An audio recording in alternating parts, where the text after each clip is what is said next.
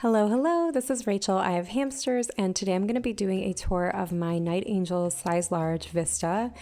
This is one of my favorite enclosures for my hamsters. I only have dwarf hamsters, so I can only speak from that experience, but it's a good amount of space for my dwarf hamsters. They seem very happy in this cage, and I particularly love the oblique opening.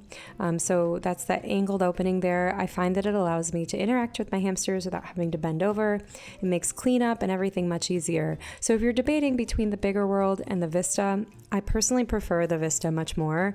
But, everybody, you might have a cage that you prefer more, but that's what I really love about this cage and why I own two of them and why I would probably buy one again. I am going to share with you the setup in fast motion at the end of this video in case you like to see. So over here on the left, I'll start at the top. I have my Wise camera. I have two of those on each side, and I adhere it to the side with a strong magnet. The base of the camera is magnetic. In the corner, I have a cactus hide from Bukastat. It has a removable lid for easy cleaning. And then I have two forms of water there. I always give my hamsters two forms in case one malfunctions. And so I have a bowl and the Niteangel acrylic water bottle. Underneath it, I have the Niteangel 12-inch platform, and I use some adhesive cork from some of the wheels that I have to put that on top. It gives those platforms are kind of slippery, so without the cork, my hamsters were sliding all around. So I do recommend that you put some cork on top, whether you use the stuff that comes with wheels or you can buy adhesive cork, probably at Michael's or online at Amazon. This is a cork flat I have here. This is a great way to help your hamsters up something, almost like a ladder. And that is a straw tunnel from Happy Hamstery shop. She also has a shop and a subscription box in case you're interested. It is quite lovely. Now I'm going to angle up here and you can see my loose coconut hide. Loose coconut digging area. I have it in an acrylic tray that I got from Amazon. And inside of it, I just put seeds and flowers, and that's like a great foraging area for my hamster. Underneath it, it's held up by two Niteangel peep sheds. Those are the size small because I do have a dwarf hamster in here. If you have a Syrian hamster, you're going to want to get larger sizes of everything, so just keep that in mind. Do not buy the size small for your Syrian. And of course, you'll notice I use a lot of platforms in my cage. That is for safety. You want to make sure anything heavy is on a platform or your hamster will, guaranteed, burrow under it and cause it to fall over. So you don't want that to happen to your hamster and have them get stuck. So here is a Bukastat star bridge. I love these little bridges from Bukastat. They're so helpful and just so cute. And then it leads from the coconut fiber area to a multi-chamber hide that is on stilts. I think it's a 5.9-inch stilts. This is the 6-room size small multi-chamber hide, and I have a cork thing on top of it. Niteangel no longer sells those, unfortunately. And then I have the Niteangel wooden and cork wheel and a Niteangel pedometer. I like the cork linings on my wheel because it is softer and better for your hamster, but it takes longer to dry if you clean it.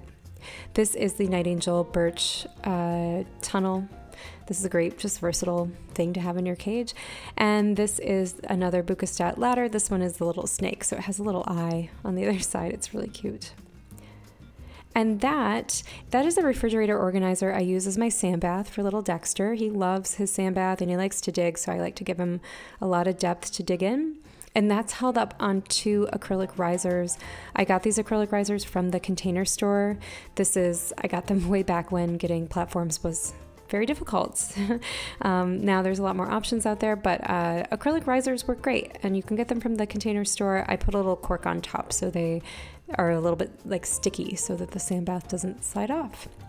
And of course I have a bell jar in there and a rock. Don't use a bell jar for a Syrian hamster, but for a dwarf hamster it works great. These wide mouth jars are kind of the perfect size, and my hamsters love them. So I save them from jams or whatever, You can also buy them sometimes at the hardware store even. So now over in this corner, I have hemp bedding, and that is a sandblasted grapevine. This is a little board and breaker from Happy Hamstery. It's a lotus flower. I think I put seed mix in there. You can dig for it. This is a little hanging coconut thing. Somebody gave it to me as a gift. I put it on a banana stand. Dexter hasn't really used it. This is the Niteangel elephant kind of like laddery thing. It's so cute and like multifunctional because it can be a ladder and also a hide. I wish Niteangel still made it. And these are little Niteangel carrot chews. My dwarf hamsters don't tend to chew on wood much, but they do like that little grass top. And this is some loose sphagnum moss. Moss can come loose or it can come in a sheet. So I use both in my cages.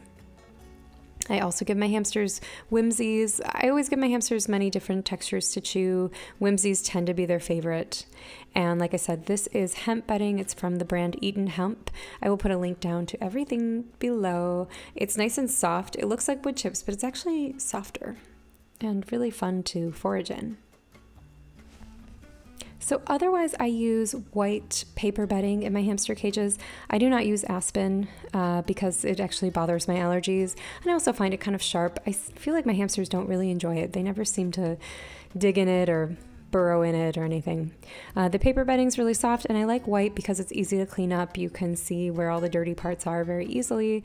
It's also kind of like a safety thing. You know, sometimes hamsters bleed and you need to know that, and it shows up really quickly on white bedding, so you can quickly sort of see it and then address the concern. So that is my overall cage setup right now. I'm going to add some more bedding to this. So I set this up and then you can see the bedding kind of fell a little bit. So now I'm going to add a little more bedding to it, add some sprays, and kind of like make it a little bit more interesting. So let's go do that.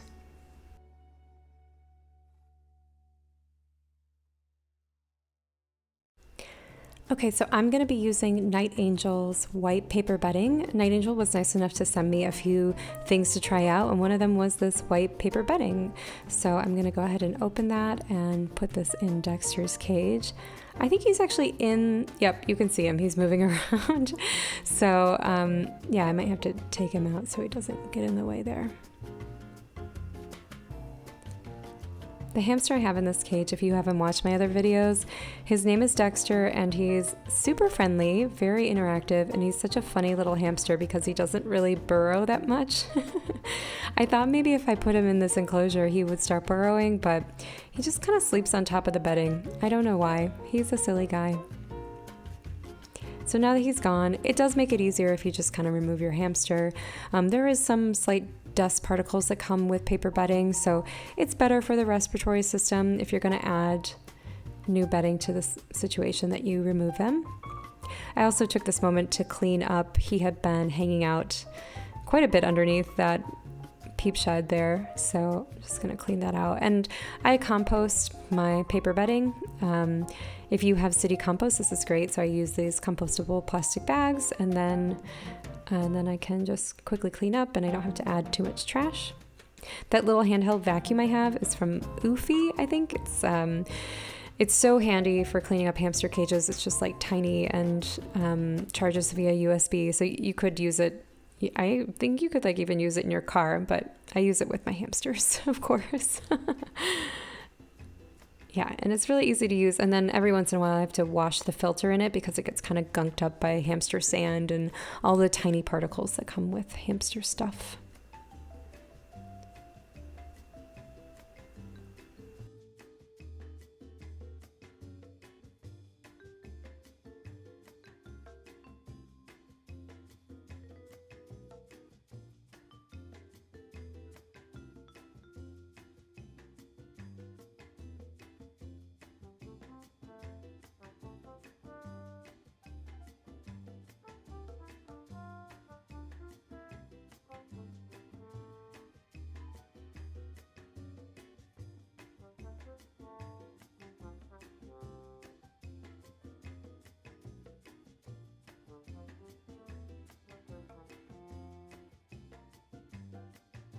Okay, now that I'm done adding the extra bedding to the enclosure, I'm going to go ahead and add some flowers and sprays.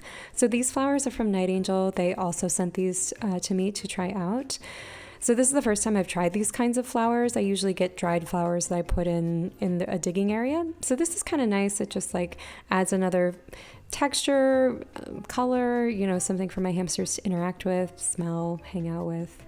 It was a little tricky to get, they're taped together, so I had to kind of cut them free. But they do add a really nice pop of color.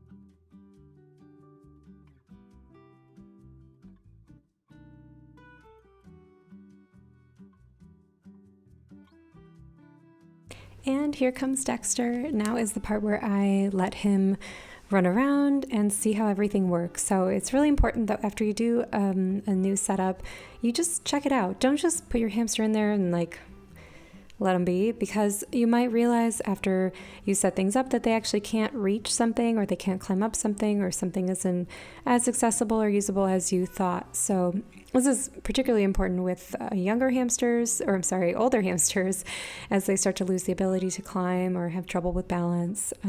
But any hamster might have some accessibility issues, so it's great to just double check that they can get to their water, they can get to their food, they can get to their wheel.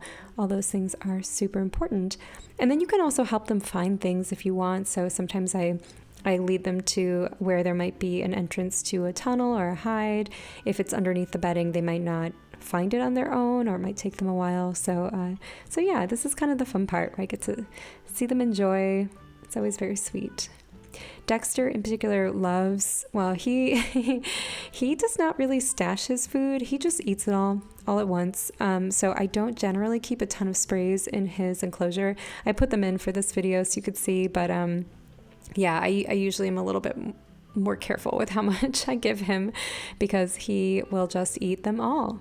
And there he goes.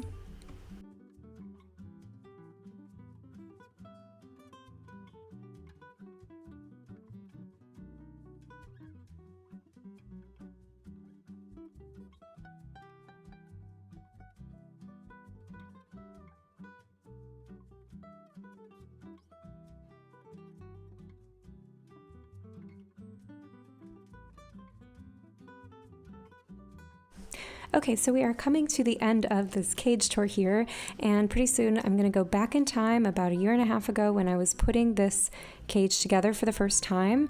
It's not as elegant looking, but at least you can see what it was. I put it 10 times speed, so hopefully it won't take you too long to get through. But if you're interested in what it's like to put it together, I am including that at the end of this video here. So if you have any questions or thoughts, or you have any feedback, if you use the Vista or any other Niteangel cage or whatever hamster cage you use, I'd love to hear from you. It is always great to hear from you guys, and this is where I learn a lot of my information from and get ideas for what I could do for my hamsters. So leave a comment below, or you can always email me at rachelgothamsters@gmail.com. Thanks so much for watching, and I hope to see you in my next video.